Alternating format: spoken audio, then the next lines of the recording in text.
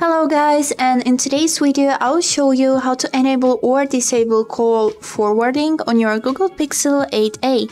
Let's get started. So, as a first step, we need to open application phone, which is right here, and click on these three dots in the right corner.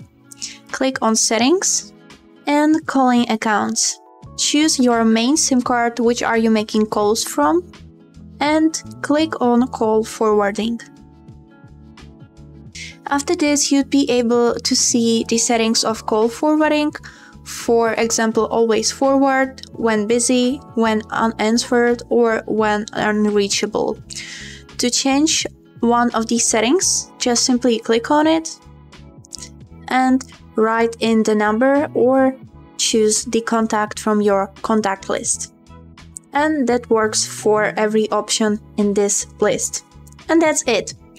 After you have changed one of these settings, the calls will be forward, always or busy, or when they are unanswered or unreachable. And that's all for today. I hope this video was helpful for you, and thank you so much for watching.